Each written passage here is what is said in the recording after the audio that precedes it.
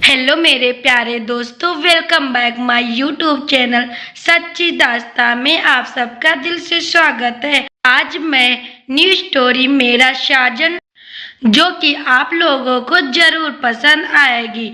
चलो चलते हैं दोस्त, हम लोग स्टोरी का साथ में आनंद लेते हैं। ये कहानी मुंबई में रहने वाले लड़के अथर्व की है, जो मुंबई के बड़े कॉलेज में पढ़ता था और वहाँ एक खूबसूरत सी लड़की से प्यार भी करता था, जिसका नाम था गरिमा। बहुत खूबसूरत नहीं थी, लेकिन बहुत तेज और शातिर दिमाग और बहुत चुलबुली लड़की थी।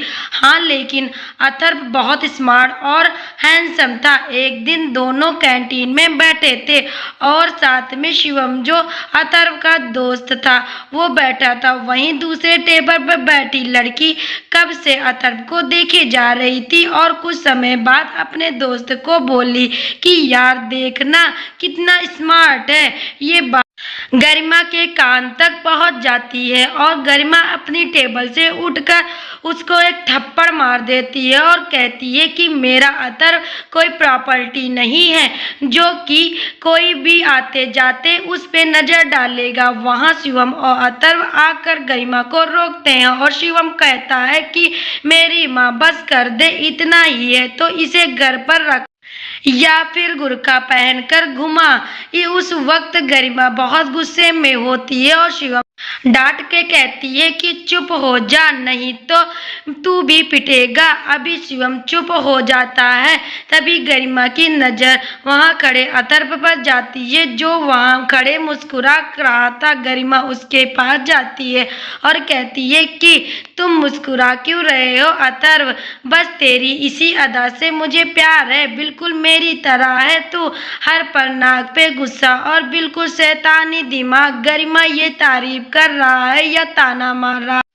अथर्व नहीं मेरी जान, सच बोल रहा हूँ। गरिमा ये सुनकर मुस्कुरा देती है। तभी रोहित दौड़ता हुआ आता है और कहता है कि गरिमा दी प्रिंसिपल सर बुला रहे हैं। ये सुनकर गरिमा समझ जाती है कि उन लड़कियों ने उसकी शिकायत लगा दी है। अथर्व मुस्कुरा कर कहता है कि जाओ, मेरे ससुर जी बुला रहे हैं।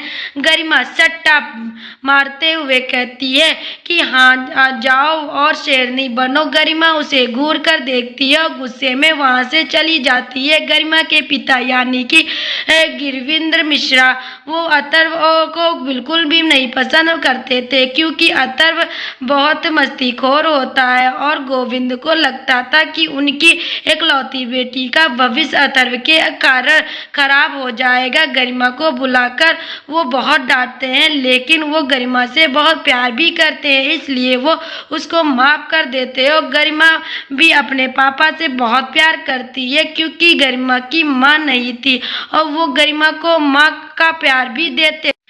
गोविंद गरिमा को वार्निंग देकर छोड़ देते हैं और कहते हैं कि अथर्व से दूर रहो, नहीं तो मुझे कुछ करना पड़ेगा। गरिमा पापा वो खराब इंसान नहीं है, आप उसे नहीं जानते हो, इसलिए ऐसा सोचते हो उसके बारे में। गोविंद बस अब यहाँ से जाओ, ये हमारा घर नहीं, समझ में आई? फिर गरिमा शांत हो जाती है और क्लास में चली जाती है, जहाँ अथर्व उसका इंतजार कर रहा था। पूरे कॉलेज को पता था कि दोनों एक दूसरे से बहुत प्यार करते हैं। गरिमा उतनी खूबसूरत नहीं थी, लेकिन अथर्व के लिए वो दुनिया की सबसे खूबसूरत लड़की थी। अथर्व को कॉलेज में बहुत सारी लड़कियां पसंद करती थी, इसलिए गोविंद बहुत सारी लड़कियों को अथर्व से दोस्ती करने के लिए भेजते थे, ताकि उनकी बेटी का पीछा अथर्व छोड़ दे। लेकिन अथर्व उनसे दोस्ती तक नहीं करता था, क्योंकि उसे गरिमा के अलावा कोई नहीं दिखती ही नहीं थी। एक दिन सुबह सुबह गरिमा कॉलेज आती है और अथर्व को ढूंढती है, लेकिन अथर्व कॉलेज नहीं आया था। और फिर गरिमा शिवम से जाकर पूछती है। वो कहता है कि मुझे भी उसके चौकीदार ने बताया कि अथर्व कोई गांव गया है, लेकिन क्यों गया है ये मुझे भी नहीं पता है। ये सुनकर गरिमा उदास हो जाती है और कहती है कि वो ऐसा कैसे कर सकता है, वो मुझे बिना बताए घर कैसे जा सकता है। गरिमा अथर्व के घर जाकर पूछना चाहती, लेकिन अथर्व उसे अपनी परिवार से नहीं मिलवाया था और कन्ना ही कभी गरिमा को अपने घर ले गया था। गरिमा को तो ये भी नहीं पता था कि उसके परिवार में कौन कौन है, और सिर्फ गरिमा को ही नहीं, पूरे कॉलेज में किसी को नहीं पता था अथर्व के परिवार के बारे में। बस अथर्व के अच्छे रहन सहन से पता चलता था कि अथर्व एक अच्छे और अमीर परिवार से है। अथर्व को गए कुछ दिन हो गए थे, लगभग 2 महीने बीत गए। अथर्व 2 महीने बाद अपने शहर मुंबई अपने घर वापस आ जाता है। जब वो घर जाता है तो नीचे के कमरे में रह रहे अपने दादा दादी से सबसे पहले जाकर मिलता है, और उसके बाद वो दौड़ता हुआ बाहर की ओर गरिमा से मिलने के लिए जाने लगता है। तभी पीछे से आवाज आती है कि बेटा, हम भी यहीं रहते हैं, जरा हमसे भी मिल लिया करो। ये सुनकर अथर्व पीछे मुड़ता है और आकर पैर छूता है और कहता है कि माफ कीजिएगा माँ, मैं जरा जल्दी में था इसलिए आपको देखा नहीं। अथर्व की माँ का नाम सागरिका था और पिता का नाम गोयल था। उसकी एक बहन थी जो उसी की उम्र की थी और उसका नाम पायल था। और कार्तिक घर का सबसे बड़ा बेटा जो उम्र में पायल और अथर्व से बड़ा था। माँ को प्रणाम करने के बाद वो वापस बाहर की तरफ बढ़ने लगता है। तभी उसकी माँ फिर बोलती है कि तुम्हारे भाई कार्तिक की शादी हो गई है, क्या तुम उससे मिलकर उसको बधाई नहीं दोगे? अथर्व पीछे मुड़ता है और बहुत खुशी से पूछता है कि कब शादी हुई और भाई है किधर? तब सागरिका ऊपर की ओर इशारा करती है और कहती है कि जाओ मिल लो। उसके बाद अथर्व ऊपर जाता है और कार्तिक के कमरे तक पहुंचता है और नॉक करता है। उसके बाद कार्तिक दरवाजा खोलता है और कहता है कि अरे तू वापस आ गया अथर्व। जी आपको शादी की बहुत बहुत बधाई भाई कार्तिक, थैंक यू। उसके बाद अथर्व वापस जाने लगता है तो कार्तिक कहता है कि भाभी से तो मिलता जा। फिर अथर्व वापस कमरे की ओर देखता है और वो शौक हो जाता है क्योंकि कार्तिक की बीबी के रूम में वो गरिमा को अपने सामने देखता है। उसे वहां देखकर वो अचंभित रह जाता है। गरिमा भी उसकी तरफ देखती है और उसी की तरफ देखते रहती है। दोनों के बीच में कोई बातचीत नहीं होती है, दोनों एक दूसरे का चेहरा देखते रह जाते हैं। और फिर कार्तिक पूछता है ये कैसी लगी भाभी आपको? तब जाकर दोनों का ध्यान टूटता है और गरिमा अपना सर नीचे कर लेती है। फिर कहता है अथर्व बहुत अच्छी है। उसी समय गरिमा को पता चलता है कि अथर्व कार्तिक का छोटा भाई और इस शहर के जाने माने बिजनेसमैन अरविंद गोयल का छोटा बेटा है। अथर्व गरिमा को वहां देखकर बिल्कुल टूट सा जाती है और वहां से चला जाता है। गरिमा उसे रोकना चाहती है लेकिन वो ऐसा कर नहीं सकती। अथर्व अपने आप को बहुत अकेला महसूस कर रहा था। वो रोड पे अकेले ही घूम रहा था। तभी एक औरत जिसकी उम्र कुछ 55 साल की होती होगी वो अथर्व के पास आती है और कहती है कि बेटा बहुत भूख लगी है, खाने को कुछ नहीं है तुम्हारे? अथर्व उनकी तरफ देखता है और कहता है कि अम्मा तुम्हारा कोई नहीं है क्या? वो औरत अथर्व की आंखों में देखती है और कहती है कि क्या तुम्हारा कोई नहीं है? सुनकर अथर्व की आंखों में आंसू आ जाते हैं और कहता है कि नहीं। तभी उस औरत के बच्चों की रोने की आवाज आती है। अथर्व देखता है कि बच्चे बहुत भूखे हैं। फिर अथर्व इधर उधर देखता है तो वहाँ एक छोटा सा ढाबा दिखता है। अथर्व वहाँ से खाना लेकर आता है, उस औरत के बच्चे को आकर देता है और कहता है कि इतने छोटे बच्चे आपके पास क्या कर रहे हैं? वो औरत मुस्कुराती है और कहती है कि नहीं मेरे बेटे नहीं हैं, मुझे यहाँ लाकर छोड़ दिया है और इन बच्चों को इनके माँ बाप ने, इसलिए हम लोगों का अब परिवार बन गए हैं। ये सुनकर अथर्व के मन में उनके लिए इज्जत और बढ़ जाती है और कहता है कि मैं भी इन बच्चों की तरह ही हूँ। ये बात सुनकर वो औरत पूछती है कि मतलब। फिर अतर भावुक हो जाता है और अपनी सारी बातें कहने लगता है कि मेरे पिता ने 2 शादी की थी, एक अपने माता पिता के मर्जी से और एक मेरी माँ से अपनी मर्जी से। दोनों को अलग अलग रखते थे, दोनों एक दूसरे के बारे में नहीं पता था। फिर मेरी माँ एक एक्सीडेंट में नहीं रही और पापा को मजबूरी में मुझे सारिका माँ के पास ले जाना पड़ा। वहाँ उन्होंने सारी बात जानने के बाद मुझे अपनाने से मना कर दिया। तभी कार्तिक भाई ने मेरा हाथ थाम लिया और मुझे अपना साथ रखने का जिद किए और तब से भाई और दादी दादू के अलावा मेरा कोई नहीं है। ये सारी बातें बताते बताते अतर देखता है कि बहुत रात हो गई है, लेकिन अतर्व को घर जाने का भी मन नहीं कर रहा था। तभी वो औरत अतर्व का हाथ पकड़ती है और नीचे बैठने का इशारा करती है। अतर्व भी उस औरत के साथ बैठ जाता है। फिर वो औरत को अतर्व बहुत मासूम सा लगता है और वो अथर्व को बहुत अपनापन देती है और अपने गोद में अथर्व का सर रखकर उसके बालों को सहलाने लगती है। अथर्व को वहाँ अच्छा लग रहा था और उसे भी वो औरत बहुत अच्छी लगी। उसी समय वहाँ से कार में बैठी एक लड़की जा रही थी जिसका नाम बानी कपूर था।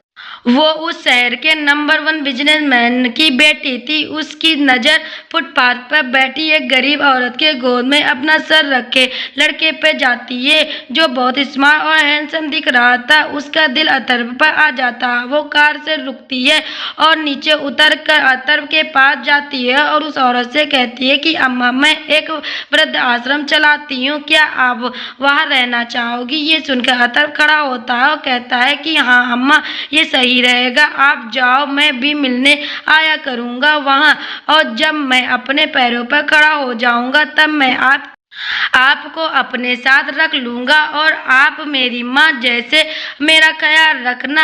अथर्व की बातों से वो औरत मुस्कुराती है लेकिन फिर उदास हो जाती है और कहती है कि लेकिन ये बच्चे अथर्व, इन्हें मैं एक जान पहचान का अनाथ आश्रम में छोड़ दूँगा और मिलने भी जाया करूँगा, बस आप जाओ और अच्छे से रहो। ये सुनकर वो औरत मान जाती है और बानी के साथ जाने के लिए तैयार हो जाती है। बानी, एक्सक्यूज मी अथर्व, क्या आप मुझसे बोल रही हैं? बानी जी, आप अपना फ़ोन नंबर दे दीजिए, अगर इन्हें कभी आपसे मिलना हो तो आपका नंबर रहेगा तो अच्छा होगा। अथर्व अपना नंबर बानी को दे देता है और बानी एक अच्छी लड़की है ये सोचकर वो अम्मा को उसके साथ जाने को कहता है और फिर खुद वहाँ से चला जाता है। फिर बानी उस औरत को अपने साथ वृद्ध आश्रम लेकर जाती है और उनका रहने का पूरा इंतजाम कर देती है और पूछती है कि आपका क्या नाम है? वो कहती है कि अब वो नाम के कोई मायने ही नहीं, लेकिन अभी मुझे एक बेटा मिला है जिसने मुझे अम्मा कहा है तो मेरा नाम अम्मा आज से। ये सुनकर बानी मुस्कुराती है और कहती है कि अम्मा, अभी मैं जाती हूँ, अगर जरूरत तो हेल्पर से कहना मुझे फ़ोन कर देने को। अम्मा, ठीक है बेटा। वो उधर अथर्व घर जाता है और अपने कमरे की ओर जाने लगता है। तभी वहाँ पायल आ जाती है और अथर्व को ताने मारते हुए कहती कि आ गए नवाब साहब, खिदमत में जुड़ जाइए सब। अथर्व उसकी बातों पर ध्यान नहीं देता और वहाँ से आगे बढ़ जाता है। तभी आवाज़ आती है अथर्व, अथर्व। अपना पूरा नाम सुनकर पीछे देखता है तो देखता ही है कि कार्तिक अपने कमरे की तरफ बुला रहा है। अथर्व वहाँ जाता है। वो कार्तिक कहता है कि माफ़ करना, मैं शादी में तुझे शामिल कर नहीं पाया, तू तो जानता है ना माँ को। अथर्व भाई, आप खुश हो ना, बस मुझे और कुछ नहीं चाहिए। ये सुनकर कार्तिक मुस्कुराता है और कहता है जा आराम कर। वहीं कमरे में बैठी गरिमा सब सुन रही थी। उसने देखा कि अथर्व जा चुका है। तभी वो कार्तिक से बोली, ये आपका छोटा भाई हमारी शादी में क्यों नहीं आया था? कार्तिक, वो पापा अपनी कंपनी का एक ब्रांच झारखंड के एक छोटे से गांव में खोल रहे हैं, इसलिए अथर्व को उस गांव में 2 महीने रहना पड़ा और उससे बात भी नहीं हो पाती थी और हमारी शादी में ही हो गई, इसलिए वो शादी में भी नहीं आ पाया। गरिमा, लेकिन कार्तिक, अब मैं थक गया हूँ और मुझे सोना है, लाइट बंद कर दो प्लीज। ये कहकर कार्तिक सोने चला जाता है और गरिमा अथर्व के बारे में सोचने लगती है। उधर अथर्व अपने कमरे में जाता है, अपने बेड पे जाकर लेटता है और गरिमा के बारे में सोचने लगता है। उधर बानी भी अथर्व के ख्यालों में खोई हुई थी। जैसे ही सुबह हुई, बानी ने अथर्व को पता लगवाया। जैसे ही अथर्व की पूरी जानकारी उसके पास आई, वैसे ही वो अपने पिता के पास गई और बोली कि हमें इस लड़के से शादी करनी है, और अपने पिता के हाथों में अथर्व की फोटो और पूरी जानकारी दे दी। बानी के पिता का नाम शैलेश कपूर था। शैलेश अपनी बेटी के सामने मजबूर हो गए थे, क्योंकि वो कभी भी उसे किसी भी चीज के लिए मना ही नहीं किए थे। शैलेश उसके अगले सुबह अथर्व के घर जाते हैं और पूरे परिवार से मिलते हैं। उन्हें वहां देखकर अरविंद और कार्तिक बहुत खुश हो जाते हैं और अंदर बुलाकर पूरा आदर सत्कार करते हैं। तभी शैलेश रिश्ते की बात करते हैं, तो ये बात सुनकर दादा दादी और कार्तिक खुश हो जाते हैं, लेकिन बाकी सब का चेहरा उदास हो जाता है। और सारिका कहती है कि भाई साहब, अभी हम पहले पायल की शादी करवाना चाहते हैं, इसलिए अभी अथर्व की शादी का सोचा नहीं है, लेकिन शैलेश को अपनी बेटी की बात पूरी करनी थी। इस वो कहते हैं कि ठीक है, फिर पायल की शादी आप मेरे बेटे गौरव से करवा दीजिए और अथर्व से मेरी बेटी बानी का। ये सुनकर सारिका खुश हो जाती है और अथर्व से बिना पूछे ही हाँ कर देती है। जब अथर्व घर आता है तो सारिका कहती है कि हमने तेरी शादी पक्की कर दी है अथर्व, लेकिन माँ मुझे शादी ही नहीं करनी अभी। सारिका, ये बोलना भी मत, तेरी शादी होगी तभी पायल की शादी होगी। उस ऊंचे खानदान की बहू बनेंगे, इसलिए शादी तो तुम्हें करनी ही पड़ेगी। और कोई काम का तो है नहीं, तो कम से कम अपनी बहन के ही काम आ जा। ये सुनकर अथर्व पायल के लिए शादी करने के लिए तैयार हो जाता है। कुछ दिनों बाद ये दोनों जोड़ों की शादी हो जाती है। अथर्व की शादी अम्मा भी आई हुई थी और वो अथर्व और बानी को बहुत सारा आशीर्वाद दिए जा रही थी। सब बहुत खुश लग रहे थे। दोनों ही शादी हो जाती है। दोनों परिवार अपने अपने घर चले जाते हैं। घर जाते ही शादी की कुछ रस्में होती है। उसके बाद दोनों अथर्व और बानी अपने कमरे में जाते हैं। अथर्व कहता है कि तुम बेड पे सो जाओ, मैं नीचे जमीन में सो जाऊंगा। तभी बानी कहती है कि हाँ, एक दूसरे को जानने में समय लगेगा, लेकिन आप यहाँ बेड पे सो जाओ, मैं लात नहीं मारती। ये कहकर बानी हंसने लगती, लेकिन अथर्व उसे गुस्सा में देखता है और वहां से बाहर जाने के लिए दरवाजा खोलता है। तभी गरिमा उसके कमरे के सामने ही चक्कर लगा रही है। तभी अथर्व उसको जलाने के लिए वापस कमरे में जाता है और बानी के साथ बेड पे सो जाता है और बानी को कहता है कि गेट बंद कर दो। ये सब गरिमा बाहर खड़ी होकर देख रही थी और अथर्व की बातें सुनकर बहुत नाराज हो जाती है। जब अगले सुबह बानी की नींद खुली तो उसने घड़ी की तरफ देखा तो सुबह के 9 बज रहे थे। बानी घबरा जाती है और जल्दी से उठकर खड़ी हुई, रेडी होकर नीचे गई और उसने देखा कि सब ब्रेकफास्ट कर रहे हैं, लेकिन वहाँ अथर्व नहीं है। जब वो सबसे पूछती है कि अथर्व कहाँ गया है, तभी कार्तिक बताता है कि अथर्व कॉलेज गया है। फिर बानी बैठकर नाश्ता करती है और देखती है कि गरिमा भी वहाँ नहीं है, तो पूछती है कि भाभी कहाँ है, नजर नहीं आ रही। तभी कार्तिक कहता वो भी कॉलेज गई है। तो वो कार्तिक और गरिमा दोनों क्लासमेट हैं। ये सुनकर बानी पूछती है क्या दोनों साथ गए हैं। सारिका, नहीं, अथर्व सुबह 7 बजे ही गया था और गरिमा जस्ट अभी गई है। बानी के दिमाग में पता नहीं क्या आया। वो अपने कमरे में जाकर अपने पापा को फोन की और बोली, डैड मुझे अथर्व के कॉलेज में आज और अभी एडमिशन चाहिए। शैलेश, ओके बेटा तुम कॉलेज जाओ, मैं तुरंत एडमिशन करवा देता हूँ। उसके बाद बानी कॉलेज के लिए निकल जाती है। वहाँ गरिमा और कार्तिक की पहली क्लास खत्म होने के बाद क्लास थोड़े समय के लिए खाली होते हैं। तभी अथर्व भी क्लास से बाहर जाने लगता है तो गरिमा उसे रोक लेती है और बोलती है कि अथर्व मेरी बात तो सुनो एक बार। अथर्व अब कुछ नहीं है, अब बात करने को हटो मेरे रास्ते से। गरिमा प्लीज एक बार सुन लो। अथर्व रूडली तरीके से बोलो, क्या बोलना है? गरिमा यार मैंने तुम्हें धोखा नहीं दिया है, वो पापा को दूसरा हार्ट अटैक आया था, उस हालत में उन्होंने मुझसे कार्तिक से शादी करने को कहा और जब मैंने तुम्हें फ़ोन लगाया तो तुम फ़ोन भी नहीं लग रहा था और ना ही तुमसे कोई कांटेक्ट करने का कोई दूसरा रास्ता था। ये सुनकर अथर्व कहता अच्छा तो तुमने दूसरी शादी कर ली? गरिमा यार तो मैं और क्या करती। फिर अथर्व गुस्से में गरिमा की तरफ देखकर कहता है कि 2 महीने की बात थी, रुक जाती और कौन से तुम्हारे पापा मर गए हैं। ये सुनकर गरिमा अथर्व को एक थप्पड़ मार देती है और कहती है मेरे पापा के बारे में कुछ मत बोलो। अथर्व उसके बाद वहां से चुपचाप जाने लगता है। तभी गरिमा पीछे से उसका हाथ पकड़ लेती है और कहती है चलो हम लोग यहाँ से भाग जाते हैं और कहीं दूर जाकर शांति से रहेंगे। अथर्व ये सुनकर गुस्सा हो जाता है और गरिमा से हाथ छुड़ाते हुए कहता है कि मेरे भाई को अब धोखा देने का सोचना मत, समझी। वहीं गेट पर खड़ी बानी दोनों की सारी बातें सुन रही थी। तो दोस्तों आगे की कहानी के लिए पढ़ते रहिए और कहानी कैसी लगी ये कमेंट में बताइएगा। और देखिए कि सच जानने के बाद बानी क्या करती है और क्या कहती है, जो देखना मत भूलना आगे का नेक्स्ट पार्ट।